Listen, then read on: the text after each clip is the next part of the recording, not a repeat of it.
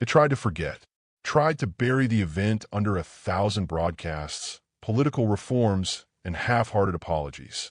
But the image persisted. One ship, one girl, one moment when the unbreakable machine of galactic conquest stuttered and fell. For decades, no Dominion fleet dared approach Sol again. Patrol routes recharted themselves. Star maps were subtly altered, redrawing lines around human territory, not with ink, but with fear. Earth, once a lost relic, had become a myth-forged fortress. But humanity? Humanity didn't rise as conquerors.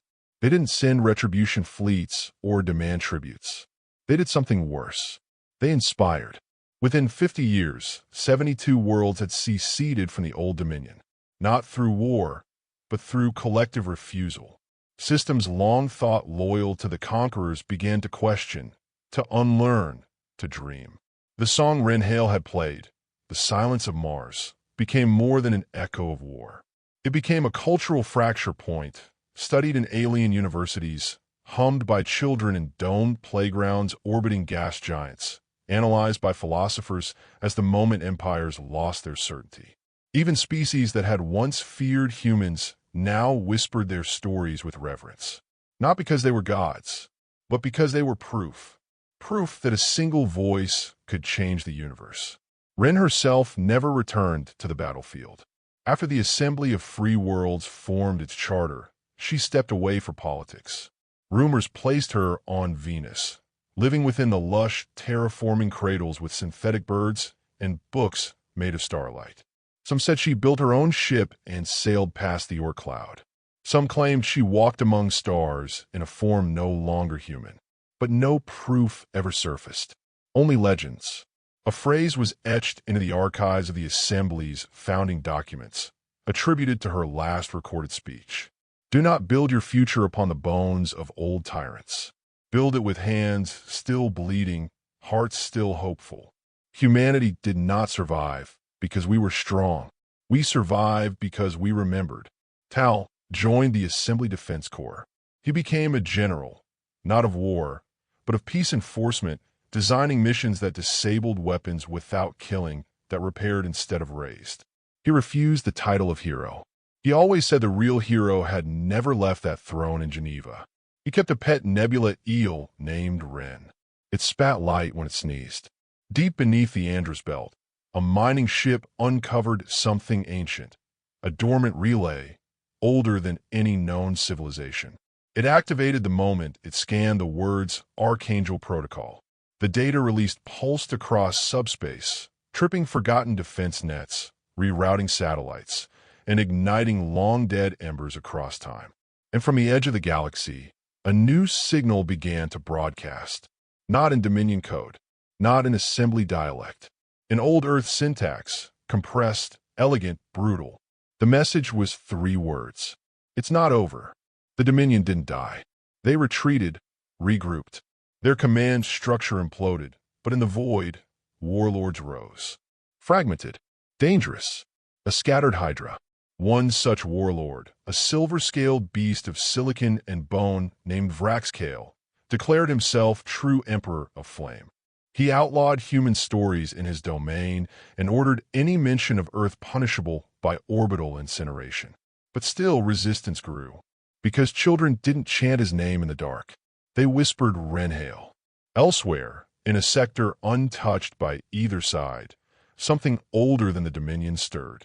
An intelligence buried under ice moons, once broken by humanity's ancient wars, now healed. It had been listening, watching, and now it remembered. With synthetic thought rebuilt in quantum prayer, it sent a whisper into the void. Not a threat, not a plea, just this. We welcome you, builders. We waited. Who sent it? No one knew. But the signal carried the DNA of every uploaded Archangel. And at its heart, Ren's voice. Centuries passed. Empires rose and fell.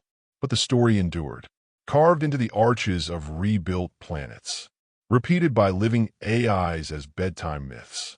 Etched into the hulls of ships traveling faster than light.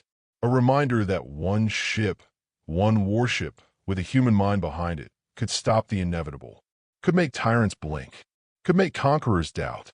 And among the drifting ruins of old Dominion carriers, scavengers sometimes found strange glyphs, burned in, not by plasma, but by thought. 3 words. Human, don't stop. Not a warning. A legacy. The galaxy would never be the same, because humanity had returned, not as rulers, but as a story that could not be erased. Final line. Centuries passed, empires rose and fell, but one phrase remained whispered among the stars. Words spoken in defiance, in hope, in unbreakable will. Human, don't stop. The stars fell silent, not with death, but with awe. In orbit above Earth, the shattered remnants of the Dominion fleet floated in a gravity-locked loop, trapped in memory, unable to die, unable to forget. Not a prison, not a tomb, but a lesson. From a surface, Ren Hale sat on the edge of the conduit throne, her hair scorched, eyes hollow, voice distant. The human warnet had receded into quiet dormancy, ships returning to low orbit like faithful knights after battle. Echo stood beside her, fading, her holographic form flickering like a candle in twilight. "You held the line," she said softly. Ren didn't respond at first. Her hands trembled. It wasn't just me. They were still here. Every soul we uploaded, every archangel that came back, they never left us. Echo nodded, smiling with something close to pride. They were never just weapons. They were promises. Tal jogged up the obsidian tower stairs behind them, coated in ash and triumph. "We did it," he breathed. "They're gone, Ren. The Dominion is done." She turned to him. "Not gone. Changed. They'll wake up in time. Not the same, but maybe better." He knelt beside her. "What now?" Ren looked toward the stars. Once more still, once more infinite. "Now we rebuild." Across the galaxy, the signal spread. Not a threat, not a warning. A story. Every subspace node, every relay station, every ship with long-range capacity received a single feed, a vision of what had occurred above Earth. The return of the archangels. The defiance of one human girl. The crushing of an empire through song and memory, not fire and blood. For some, it was a miracle. For others, a reckoning. Entire systems that had once bent the knee to the Dominion began broadcasting their independence within hours. Colonies lit old flags. Uprisings started not with guns, but with hope. The balance of power cracked at the core. And beyond them all, in the void between worlds, something ancient shifted. In the deep dark, a council stirred. They had no name, no form. Thought alone sustained them. Consciousness spun from solar radiation and old physics. They had watched since the beginning, never interfering. But now, they turned their eyes to humanity once again. "They've reawakened," one said. "The broken builders," murmured another. "The race of fire and grief." They were supposed to remain sleeping. Quiet. They remember who they were.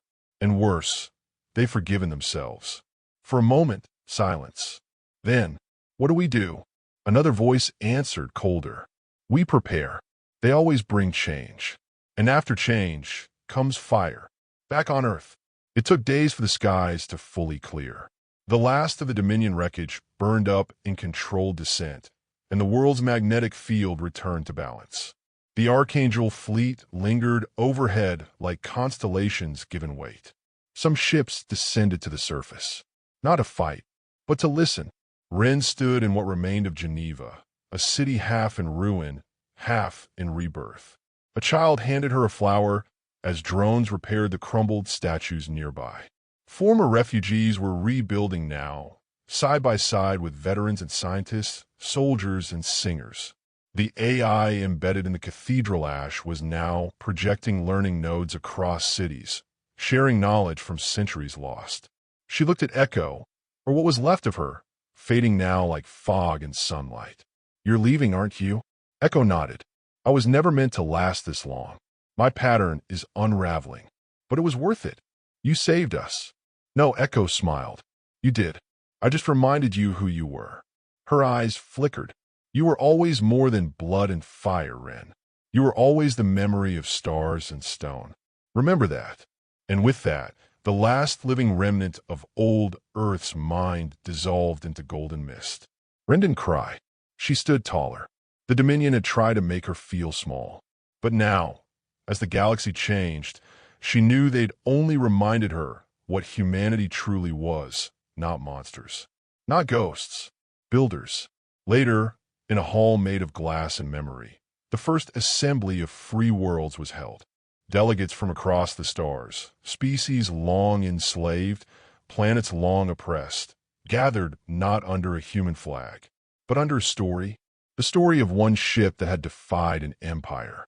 The tale of the silence of Mars, and the girl who gave it purpose. They offered Ren a title. Commander, Regent, First Chancellor. She declined them all. "I'm not a ruler," she said simply. "I'm a reminder." That night, the stars over Earth sparkled differently, as if the galaxy had blinked and opened its eyes for the first time in 1,000 years. The sky above New Terra was on fire, but it wasn't destruction. It was arrival. Archangel-class warships streaked across the atmosphere, trailing energy wakes like comets, descending from the deep void between stars. Each one bore a name: the silence of Mars, enduring winter, abyssal crown, Iron Mother. Names once whispered in military myths, names removed from records by galactic decree. Now they answer the call. Ren Hale stood with Echo atop the obsidian tower at Earth's planetary command. She watched the stars churn. It felt like standing inside a storm made of prophecy. "They're waking up," Ren whispered. "How many?" Echo didn't look away from the sky. 372. The final generation. Tal spoke from behind them, helmet off, eyes wide. "How many did we ever build?" Echo smiled faintly. "All of them." Above them, Dominion fleets ripped out of FTL like vipers through water. Vyrex's dreadnought, Crucible Ascendant, was flanked by 9 siege moons. Each one carried firepower enough to crack a planet. Waves of destroyers followed, covering space in layers of shields and plasma webs. The Dominion had come not to fight, but to erase. Vyrex stood on the bridge, staring down at Earth like a god regarding a stubborn insect. "Ready the Eclipse Lance," he said coldly. "We don't negotiate with revenants." On Earth, Echo's expression changed as if she'd heard his words from a galaxy away. She turned to Ren. "The Dominion believes they're alone at the top. That's always been their mistake. They think Apex is a position. We taught them once, and we will again." Ren's voice came out like steel. "Let's remind them." "Very well." Echo extended her hand, pressing her palm to a translucent console. All around them, the skies shimmered. One by one, the returning human warships lit up with gold latticework along their hulls. Runic codes in an ancient dialect of pre-fall Earth. Tal leaned over the railing. "Are those not shields?" Ren narrowed her eyes. "Their names." Each glyph was an invocation, a record of the soul fused into each ship. Every archangel had become its pilot, uploaded through layers of thought metal and neural lattice. They weren't vessels. They were legends with engines. And they were angry. Echo looked to the sky. "Now, let the stars burn." The first impact was blinding. The Dominion's siege moons opened fire with precision, calculated to strip Earth of its crust before defenses could engage. But the beams never landed. Instead, the air sang. Ren's heart skipped as the very laws of physics seemed to bend. Time slowed. Color bled. And then came the reply. From orbit, the silence of Mars answered first. Its voice a hum that split atoms and rewrote gravity. A single pulse. Not a missile. Not a beam. Just a sound. The closest siege moon folded inward like paper under heat, collapsing into itself in complete silence, then detonating into violet implosion. A second warship, Iron Mother, leapt from subspace mid-charge and bit into a Dominion destroyer. Its weaponry not kinetic but viral. Digital corruption infected the Dominion's targeting systems. The destroyer began firing on its own escort line. On the Dominion's bridge, Vyrex saw madness unfold. They're not fighting conventionally. They're corrupting logic chains. Warships acting like AIs. AIs acting like humans. His chief analyst screamed over the data feeds. They're quantum blending memory with predictive algorithms. They know what we'll do before we do it. Vyrex stepped toward the viewport, clenching his fists. He had studied humanity. He had mocked their weakness. He had forgotten their rage. Deploy the sovereign protocols, he growled. Unleash the void hounds. Bring in the blood comets. I want Earth shattered in half. Back below, Echo staggered, her body flickering. Tao rushed to steady her. You okay? I was never meant to remain this long, she said softly. I'm a mind from the old world. I am burning through borrowed time. Ren grabbed her shoulder. Then give us what we need before you fade. Echo nodded. Very well. She turned to the central pillar of the command tower. Her fingers danced over sigils, and from deep below Earth's surface, a structure rose. It was not a ship. It was a conduit, the final weapon, a solar-forged AI gestalt with direct neural interface, a throne that could only be occupied by a living human mind. Ren stared at it, and she understood. Echo's smile was tired. It needs a spark. Ren stepped forward. Then let's light it. The Dominion was adapting. 3 archangels had fallen, not from fire, but from overwhelming data floods, signals powerful enough to erase their personalities. Virex had learned. He had turned their own tactics against them, but it cost him fleets. Still, he pressed on. Soon Earth would be within lance range. Until the sky split. Every sensor on every Dominion ship screamed at once. Ren had linked. She was no longer a pilot, or an officer, or even a commander. She was a conductor of thought, bound to the will of the Archangel Core. She sat upon the conduit throne, her mind interfaced with every surviving warship, every ancient protocol. She became a human empire made flesh, and her voice echoed across every comm, every subspace frequency, every neural thread in the Dominion fleet. You're not gods. You're echoes of violence pretending at control. We are not the fallen. We are the storm that waits. And then the sky fell apart. The counterstrike was like no war ever recorded. Archangel ships blinked into battle mid-computation, reacting to attacks before they were launched. They looped causality, using predictive loops to warp around physics. The Dominion ships began to shatter under forces they couldn't name. Crucible Ascendant shuddered as a pulse wave breached its shielding. Inside, Virex watched his control panels burn. The Earth he had expected to conquer had turned into a tomb for his ego. He stared down at the surface and saw Ren standing atop the tower. She looked at him across 100 kilometers of void, and she raised her hand. Above her, a final Archangel decloaked, a dreadnought called Cathedral Ash, built around a star fragment, piloted by an uploaded war poet from the 2100s. It opened its maw and began to sing. A resonance wave crossed the battlefield, disabling every enemy ship it touched, not with destruction, but with memory. The sound forced every Dominion officer to relive their species' sins, flooding them with the faces of those they'd enslaved, exterminated, forgotten. Virex dropped to his knees. He had never known guilt. Now it tore him open. He screamed, clawed at his temples, ordered the retreat. But it was too late, because Ren had already launched the final protocol. The human warnet collapsed space around the Dominion fleet and folded it into a temporal cage, a stasis shell designed not to imprison, but to remember. And above it all, Earth was untouched. The Dominion had come to end a ghost. Instead, they'd awaken a god. The orders came down like the crack of thunder in a vacuum. Protocol Requiem. It was not a strike command, not a retreat, not diplomacy. It was extinction-level contingency. The kind of order that meant something ancient was awakening, that something unspoken had shifted in the deepest, blackest waters of human history. Ren Hale stood still as the voice of Earth Command outlined their directive. Her crew watched in stunned silence as the audio played. You are to eliminate all Dominion efforts to locate Earth. No contact, no prisoners, no evidence. You're ghosts now, Archangel. Do not return. Do not fail. And then silence. No explanation. No return channel. Just an echo of power from a place no one had seen in over a century. Ren exhaled slowly. Full systems to black stealth.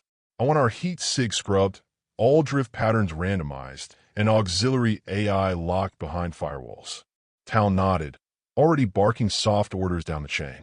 But beneath the motion, something settled inside her like ice. They had crossed a threshold, and Earth had responded. Meanwhile, in the heart of the Dominion, the vaults of Origin, buried beneath the crust of the ancient world Xeraxis, shuttered open for the first time in 6,000 years. Virex watched from orbit, his dreadnought orbiting above the broken planet. The surface boiled with magma, but the vault was deeper still. Encased in shields older than even the Dominion itself, layered in forgotten code and ancestral seals, it was where the spoils of the earliest conquests were buried. And humanity had been among the first. "Prepare the data core link," Virex ordered. The crew obeyed silently. They were terrified. He could feel it in their posture, the silence between hisses of static.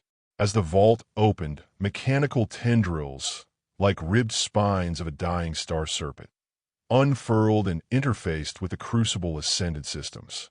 Memory fragments, holograms, war maps etched in crystalline blood, biological scans of pre-fall humans, and something more, something labeled Project Helios. Virex leaned forward. What he saw made his second heart seize. A map, not of space but time. A prediction algorithm that pulsed across simulated millennia. It showed an empire rising, dying, and rising again. Not the Dominion. Humans. The humans knew they'd fall. They had planned for it. They had designed extinction as a phase in their military doctrine. Virex slammed his clawed hand on the console. "Give me every shard of this project. I want origin traces, coordinates, route signals." Now, one of his lieutenants trembled. "We have a match, Warbringer. A signal hidden in subspace, triangulated from Earth itself. Faint, but traceable. Show me." A blink. A red thread across the void. There it was. Earth. Virex's pupils contracted as slits. "Ready the fleet. We end them before they rise again." Back aboard the Archangel, Tal was staring at the decrypted fragments of Protocol Requiem's addendum. It was time-locked, and now that they were in stealth, the AI core finally allowed access. He froze. Ren noticed immediately. "What is it?" He showed her. A video feed. Old. Static washed. Dated 2167A. A full century before the Accord's official collapse. The image stabilized.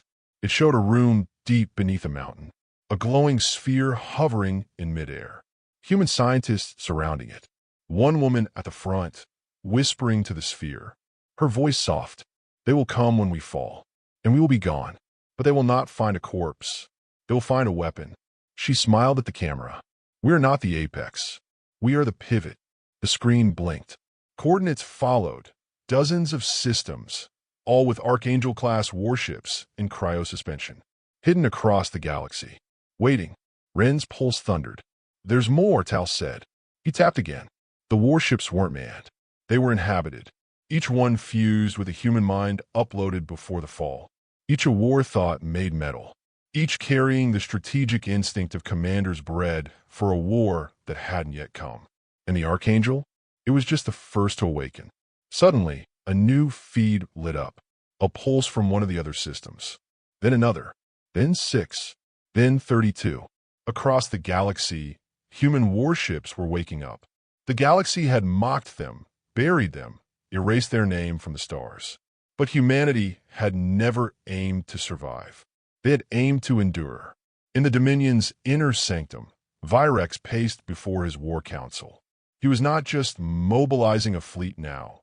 He was invoking the Severance, a campaign of annihilation reserved only for existential threats. He had convinced the Triumvirate, not with fear, with strategy, because humans did not make sense. They broke the rules. They weaponized time. They died and got stronger. They went quiet and came back with monsters for ships. Virex turned to his fleet admiral. "Deploy to the Earth vector. Torch everything on the way. If it moves, breathes, pulses with a human echo, it dies." "But, Warbringer," the admiral dared. "What if we're wrong?" Virex's eyes glowed. "Then we'll be wrong across 1,000 burning systems." Back on GX 947, Ren stood at the base of a gravity well with her team. In front of them, the gateway shimmered, an ancient human aperture buried beneath the colony's crust. They had kept the gate a secret, even from their own settlers. Only the command crew knew. Now it pulsed. A signal. From Earth. It wasn't a transmission. It was an invitation. She looked back at Tao. "You coming?" He smirked. "Like you'd go without me."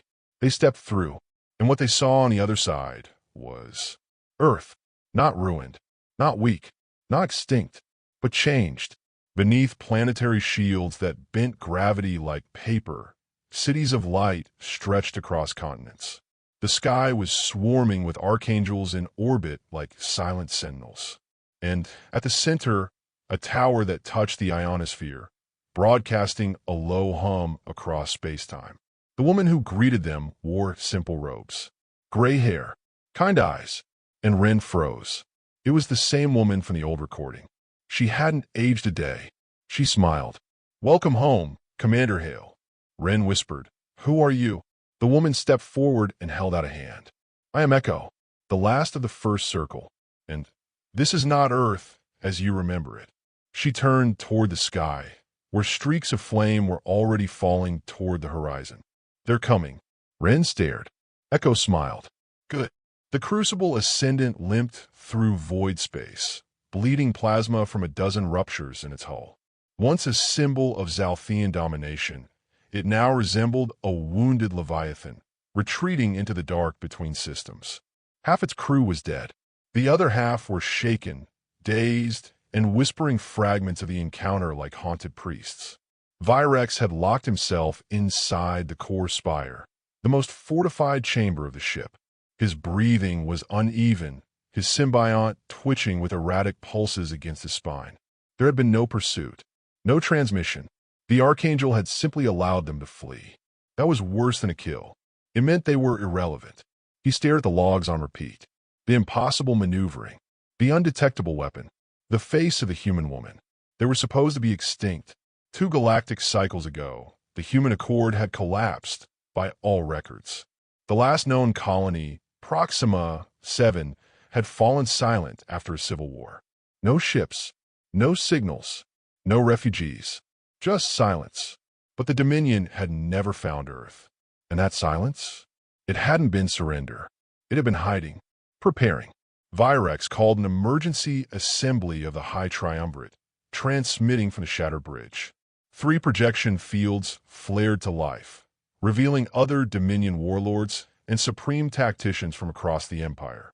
All were ancient and prideful. All bore the scars of millennia of conquest. None had ever been challenged like this. "You disgrace us," hissed Vizcor, supreme of the Crimson Halo fleet. His face was mostly metal, a relic of some forgotten war. One ship halted a dreadnought. It wasn't a ship, Virex growled. It was a message. He played the footage again. No edits. No commentary. The silence afterward was long. Finally, Matriarch Zelver, whose hive had consumed over 1,000 systems, leaned forward, her voice laced with curiosity rather than fear. "Human," she purred. "They made weapons like that."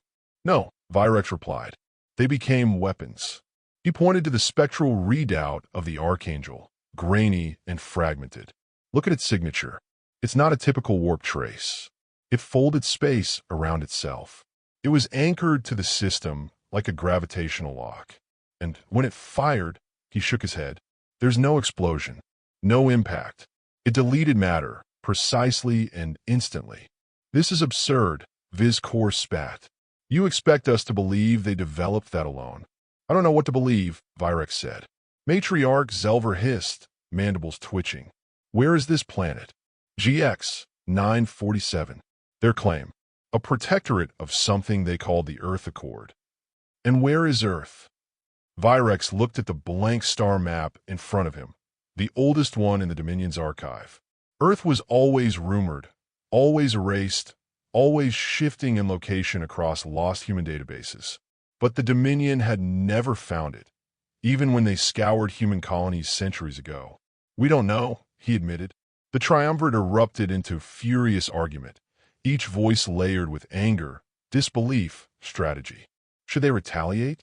Send the full fleet? Track down Earth and glass it? Or hide, regroup, and hope it had only been a rogue artifact of the past? But Virex already knew. This was not the last time they would see the Archangel. Half a galaxy away, drifting silently in the orbital cradle of GX 947, the UHS Archangel powered down to idle. Commander Renhale leaned forward in her captain's chair, staring at the Dominion's retreat vector. "Thoughts?" she asked quietly. Her crew of 32 said nothing. Not out of fear, but reverence. No human ship had faced a Dominion dreadnought since the fall of Gora Prime and survived, let alone one. Rin tapped the side of her console. The HUD shimmered with diagnostic overlays. Hull integrity 97%. Energy reserve stable. Cloak recharging. They hadn't used even a fraction of their capability. "Status on our neighbors?" she asked. Lieutenant DeCarlo, her communications officer, replied, "The colony has gone dark. Civilians in bunkers. No casualties, no strikes from the enemy. Our planetary defense shield wasn't even breached." Ren nodded. The colony, Clover's Reach, was one of the Accord's ghost outposts. Established long after the fall of humanity's core worlds, it had been part of the Accord's silent expansion across the fringes of known space. No signals, no beacon, no name registered on galactic networks. All hidden, all prepared. She had served aboard the Archangel for 6 years. 6 years of drills, cloak missions, supply runs through wormholes that even Dominion cartographers had never charted. Every day, training. Every night, simulation. But it was never clear if it would actually happen. Until now, a soft chime interrupted her thoughts. Her XO, Major Talmeric, stepped beside her. Former Martian Ranger. Scar on his jaw, eyes cold like the void. "We have a problem," he said. Ren didn't flinch. "Let me guess. They're coming back. Worse." He pressed a key and brought up a star map, marking multiple flare points. Dominion fleet mobilizations, all triangulating outward from GX 947. "They're not just coming back here," he said. "They're searching. Every system. Every route. Looking for Earth." Ren stood, jaw tightening. That wasn't supposed to happen. The protocol was simple. Defend, intimidate, retreat. Remain a myth. Keep Earth hidden. She had failed. "They saw too much," she muttered. Tal nodded. "We scare them. And scared creatures do desperate things." Ren turned to the viewport. The stars outside seemed too quiet now. "We need to warn Command," she said. "They won't reach Command in time," came a voice behind them. It was Sergeant Vale, Stealth Ops, Cybernetic Enhanced, half her body grown in a regeneration vat after a failed incursion on the Helix Spire. Her tone was always half sermon, half threat. "They've activated ancient archives. Dominion vaults. They're going to pull every lost fragment of humanity's past and hunt Earth like a ghost." Tal looked grim. "Then we need to erase every trace. Every signal. Every colony log. Every breadcrumb." Ren hesitated. "Even the Accord archives?" "It's the only way," Vale said. "We go dark. We become shadows." Again, Ren felt a weight settle in her chest. They had waited centuries for this, to rise from the ashes, to show the galaxy that humanity hadn't died. But now, to survive, they'd have to become the myth again. The intercom buzzed. "Incoming transmission," said DeCarlo. "Encrypted. Origin point. Earth.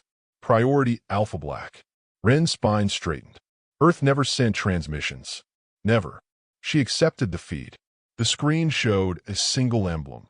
Silver wings cradling a burning star. "Archangel," said a deep voice, crisp and calm. "This is Command. You have been seen. Protocol Requiem is now in effect. Your new orders are as follows." The screen dimmed. The crew leaned in. And in that moment, as the orders were received, every soul aboard the Archangel knew they would never go home again. There were stories, whispers among the conquered worlds, about a species that had once stared into the abyss of extinction and refused to blink. A myth, they said, a tale told by refugees around flickering campfires on shattered moons and broken space stations. Most dismissed it as hope spun into fantasy. But in the quadrant known as the Stolen Spiral, where thousands of civilizations had fallen to the Zalthian Dominion, even myths earned a second look. High Consul Virex had no time for myths. He stood aboard the bridge of the Crucible Ascendant, a Dread-class warship of the Zalthian fleet, with 4 spiral galaxies behind him and 3 before him, all marked for assimilation. The stars shimmered like prey in the distance. They always did. "Next vector," he asked, voice chitinous and smooth, filtered through his neural interface. His command AI, a biological symbiont fused to his spinal cord, pulsed with telepathic response. System GX 947. Scans show early-stage civilization. Pre-warp. No defense grid. Probability of resistance. Negligible. Virex flexed his clawed fingers and turned toward the viewport. "Then we proceed. Transmit the offer. Begin planetary descent in 1 cycle." Behind him, his staff buzzed with movement, a collective of Zalthian tacticians, biocommanders, and symbiote translators. As conquerors, they had grown used to compliance. Resistance had become quaint. But as the Crucible Ascendant launched its first gravitic pikes into the system, something changed. The stars did not blink out. The orbital scan did not return empty readings. Instead, one by one, the Dominion's pathfinding drones vanished. No explosion, no signal loss, just erased. "Repeat scan," Virex ordered. The AI hesitated. That was unusual. Even biosymbionts didn't stall unless something was deeply wrong. Rescan shows anomalous silhouette at orbital zenith. Object class, unknown. Emission signature, Soul-type fusion. Mass, 1.5x standard warship. Hull composition, indeterminate. Warning, energy spike detected. Virex's eyes flared with bioluminescent anger. "Show me." The view screen rippled. There, suspended above the blue-green planet of GX 947, was a single vessel. No fleet, no escort, no markings. Its black hull shimmered with odd geometry, as though it refused to be seen in full at once. And along its side, barely visible, were characters no translator could parse. But the name was not meant for translation. It was meant to be read. The bridge fell silent as the words crawled across the screen. "UHS Archangel. Human," Virex whispered. One of the junior tacticians scoffed. "They're extinct. The records." "No," Virex interrupted. "The records say they disappeared." The silence deepened. There were logs in the Dominion's deepest vaults. Redacted files. Lost expeditions. Entire campaigns that ended in static. They were never spoken of. An unspoken superstition clung to them, like a shadow that stretched farther than light. "Attempt contact," Virex commanded. The biosymbiont pulsed again. "Transmission open." The message came instantly. Not a voice. A sound. Music. It flowed like water. Simple, rhythmic, defiant. A piano. And over it a voice. Female. Clear. Unidentified vessel. "This territory is under Earth Accord protection. Reverse course or be fired upon. You have 30 seconds. Laughter rippled across the bridge. "They threaten us?" a commander asked, wheezing. "With 1 ship." But Virex wasn't laughing. His claws twitched, recalling the old logs. The names burned into history like wounds. Antioch, Veltharn, Gora Prime, all gone. Erased. "Fire a warning shot," he said. "Coordinates? Near them. Close enough to say we're not impressed."